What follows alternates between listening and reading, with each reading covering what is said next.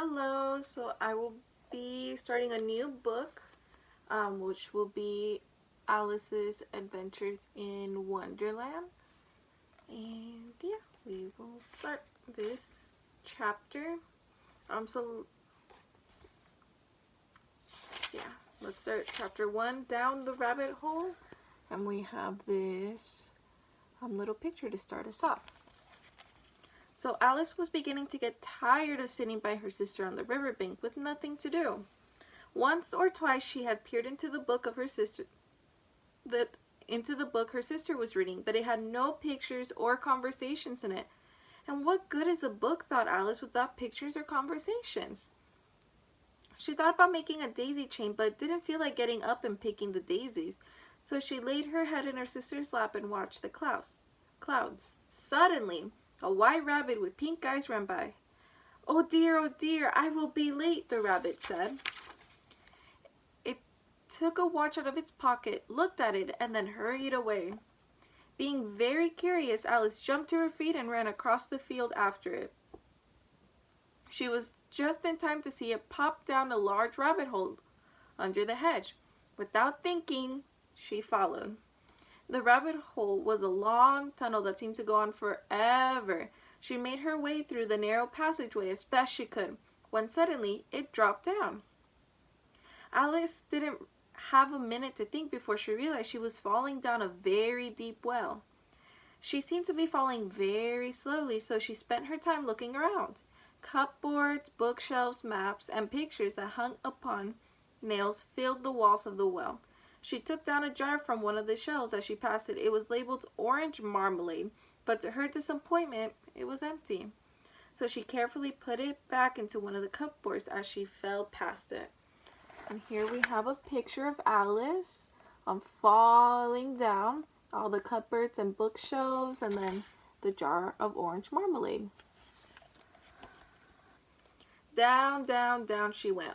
Would the fall ever come to an end? I wonder how many miles I've fallen, she said out loud. I must be getting near the center of the earth. I wonder if I will fall right through it. Down, down, down. There was nothing else to do, so Alice began talking to herself. Dinah will miss me, I think. Dinah was her cat. Oh, I wish you were down here with me, Dinah. She dozed off and dreamed that she was walking hand in hand with her cat, when suddenly, thump, thump, down she came upon a heap of sticks and dry leaves. And the fall was over. Alice stood up and wiped herself off. She looked up to see where she had fallen from, but it was too dark to see anything at all. In front of her was another long passageway, and the white rabbit was hurrying down. There wasn't a moment to lose. Away she went after the rabbit. Oh, my ears and whiskers, how late it's getting, she heard it say. She ran like the wind to catch up to it, but the rabbit was gone. There she stood, alone in a long hallway that was lit up by a row of lamps hanging from the ceiling. There were doors all around the hall, but they were all locked. She began to wonder if she was ever going to get out again. She decided to walk a little farther ahead to see what she could find.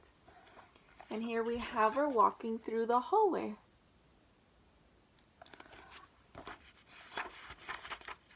She came to a little three-legged table made of solid glass. There was nothing on it except a tiny golden key, and Alice's first thought was that it might belong to one of the doors in the hall, but the locks were either too large or the key was too small, and it would not open any of the doors. She checked them again. This time she found a low curtain that she had not noticed before, and behind it was a little door about 15 inches high. She tried the golden key in the lock, and to her great delight, it fit. And here's a picture of her finding the door with the key in her hand. Alice opened the door. She knelt down to look through it and saw the most beautiful garden she had ever seen. How she wished to get out of that dark hall and wander around the beds of bright flowers and cool fountains, but she could not even get her head through the doorway. She went back to the table, hoping she would find another key on it, or perhaps a book of rules to tell her how to get through the door. This time she found a little bottle on it that was not there before. Around the neck of the bottle was a paper label with the words, "Drink me," printed on it in large letters. Alice picked up the bottle, and seeing that it was not marked poison, she tasted it. It was delicious, and she quickly finished it. Here's a picture of the bottle that she found on the table.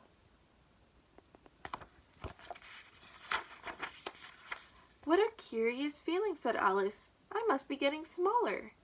She was right. She was now only 10 inches high.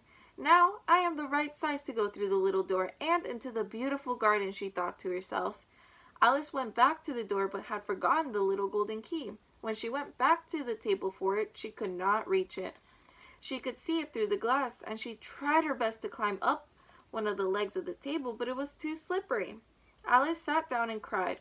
As she wiped the tears from her eyes, she noticed a little glass box lying under the table. She opened it and found a small cake that had the words, "Eat me," marked out in raisin.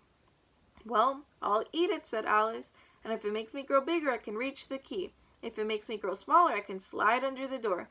Either way, I'll get into the garden, and I don't care which happens. She ate a little bit and held her hand on the top of her head to feel which way it was growing. She was surprised to find that she remained the same size, so she set to work and soon finished off the cake.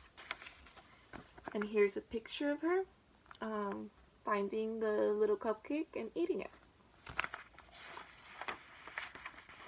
And that's the end of chapter 1.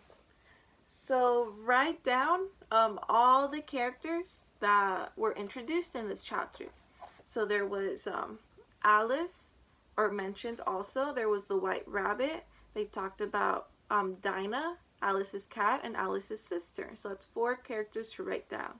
And then you can tell someone about your favorite parts of this chapter. And that's it. Thank you.